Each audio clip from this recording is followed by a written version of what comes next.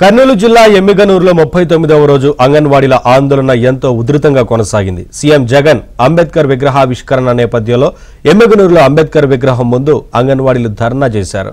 గత కొద్ది రోజులుగా రోడ్లపైనే ఉంటున్నామన్నారు. రాజ్యాంగం ప్రకారం తమకు కనీస వేతనం ఇవ్వకుండా సీఎం జగన్ నిర్లక్ష్యం చేస్తున్నారని ఆవేదన వ్యక్తం చేస్తున్నారు. సీఎం జగన్ అంబేద్కర్ విగ్రహావిష్కరణకు అనర్హుడని ఆగ్రహం వ్యక్తం చేశారు.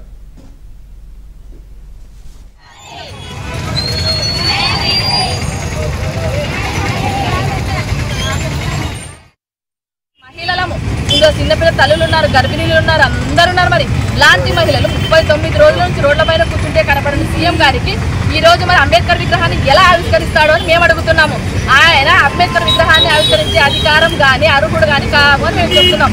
ముందు ఆయన రాజ్యాంగంలో ఏం పొందుపరిచాడు? ప్రతి కార్మికుడికి కడుపు నింపాలి అంటే వాళ్ళ పనికి తగ్గ వేతనం అంటే బలహీన బడుగు వర్గాలు కానీ రైతులు ఎవరైతే వెనకబడిన కులాలను తీసుకొచ్చి వాళ్ళ కడుపులు నింపి వాళ్ళ శ్రమకు తగ్గ వేతనం ఇవ్వమని ఆయన చెప్తే ఈయన ఏం చేస్తున్నాడు? వాళ్ళ శ్రమను దోచుకొని ఆయన తింటూ ఈరోజు అంబేద్కర్ విగ్రహాన్ని ఆవిష్కరిస్తున్నట్టు ఇది ఎంత సిగ్గు చేయటంటే ఏ సీఎం కూడా ఇలాంటి పరిపాలన చేయలేదు అని